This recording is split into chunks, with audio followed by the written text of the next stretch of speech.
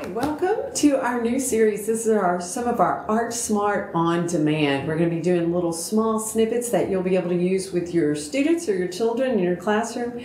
They're going to fit in super easily for you. I'm Roxanne Glauser and I am with Whirlidurb. We're bringing you ArtSmart. So as we get started today, I want to remind you that you need to listen as I give you instruction. And you've got to work hard and try your best. And if you really want to get good at drawing and the techniques I'm going to be sharing with you, you've got to practice. So here we are. And today, what we are going to be working on today is something about texture. And this is very exciting. I love to play with texture because it is what gives our pictures when we're drawing. It's what shows us and creates that kind of look and feel of it. So if we talk about something's texture, it's what would that surface look like? What would that surface feel like? So some words that pop into my mind. It might be smooth, it might be rough, it might look like brick.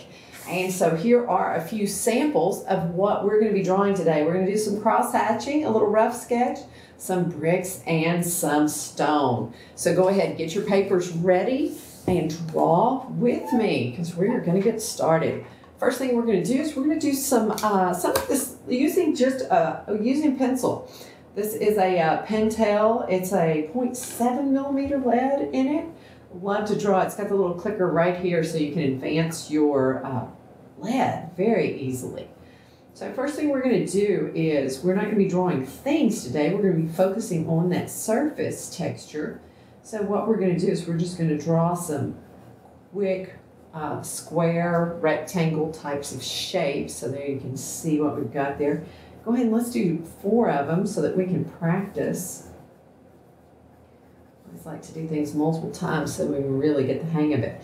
So the first thing that we're going to do is we're going to make something look like it has a rough texture to it. So here's our rough texture. I'm going to be starting at the top. I'm going to place my lead right down here, and I am just going to do, these are controlled squiggles. So I'm going to squiggle up and down, I'm going to squiggle sideways, I'm going to squiggle over each other.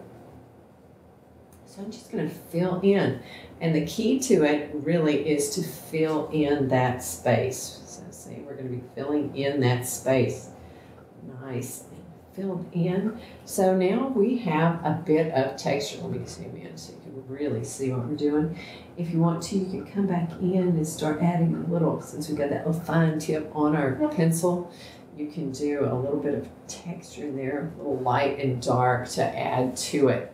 So that is the first thing that we are going to be doing is our rough texture. Second thing that we're going to do over here, we're going to do just called cross-hatching.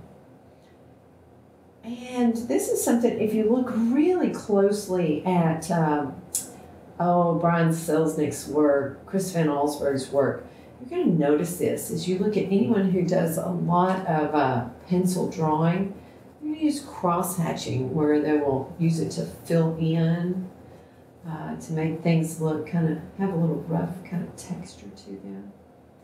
You can also start to do a little light and dark if you press a little more consistently with your pencil around the edges. It's going to be a little bit darker.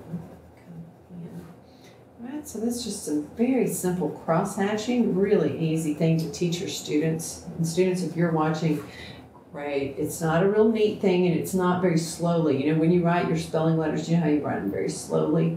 No, when you're cross-hatching, you're going to cross-hatch very quickly. Excuse me. Now, another one that I always like to love teaching students is the brick. Because a lot of times we will be doing things and a brick texture is super, super handy to have. So what we're going to do is we're going to use some horizontal lines, horizontal parallel lines. So we're doing kind of a parallel-ish. And then we're going to come down in a vertical manner. Just connect those in. You'll notice that there's a pattern of a line, a space, a line, a space, a line.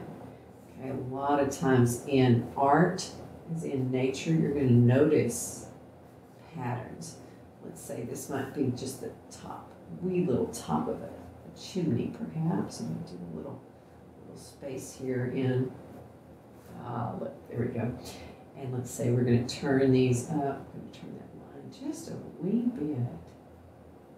So it's a little brick-ish, you know, that'd be sitting on top of your house, have a little smoke coming out of it. So there would be some bricks. So we have a little rough texture. We could adapt that probably into like tree bark, perhaps. Got some cross-hatching. Sometimes you might need brick. Another one that I'm going to teach just really quickly, and this will make you think of other things, is stone.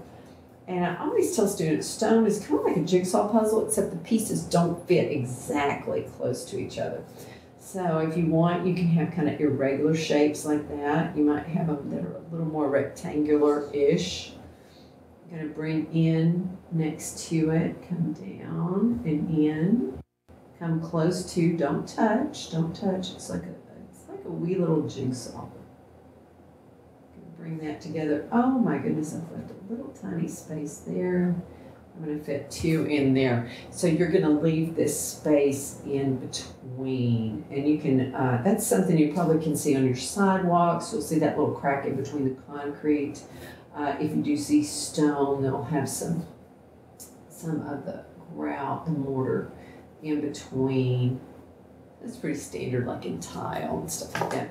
So those are 4 different techniques that you can use to create texture in your drawings. So hopefully this has been helpful. You can think about what you can do on top of this using these techniques that you've learned. Maybe switching. I know sometimes you might want to do something with crayons or markers perhaps. So let's do one quick little one here. So we'll do a quick tree. A lot of times we like to add a tree into our drawing. So I'm just going to come up a little bit of a base of a little tree trunk perhaps, and we're going to come in. So that, see, there's a little V, so we'll come down again, maybe make another V, coming down, come in. Going to quickly do a little quick sketch in. So there's the base of our tree. We're focusing on texture. So what we're going to do here is let's just do a quick, what you normally do, and I see a lot of my students just like to color it in very pretty, and they'll color just straight up and down, trying to make that nice even kind of crayon, coloring it in. That's kind of cool. We have a little bit of texture that just comes from the crayon, but what I encourage students to do is another way to add texture with your crayons is you've got that light and dark. See that? There you go. You've got your light and dark coming in there. Let's go ahead and bring it in again. There we go. Got it? See how that's coming in? Got a little bit more. This is actually a different color. A little sepia coming in. You know, and then sometimes in this one you have to be careful that you're not going to put too much. Oops, that came through very strong on the camera.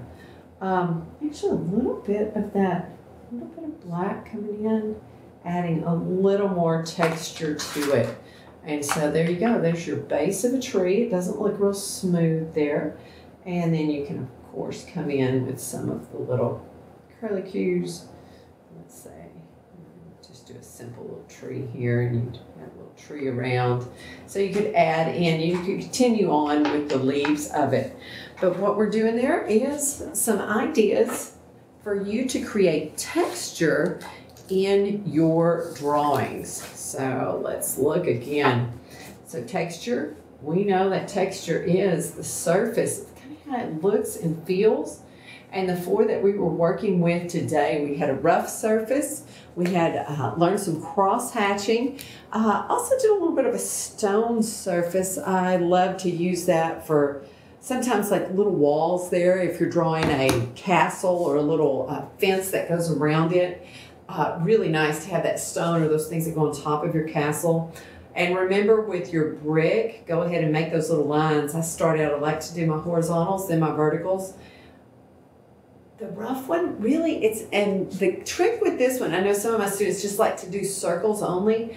Circles, but a little bit squiggle down, make some circles up, squiggle down. And our cross hatching, sometimes you can see it's on a diagonal, other times we'll go vertical and horizontal with those as well.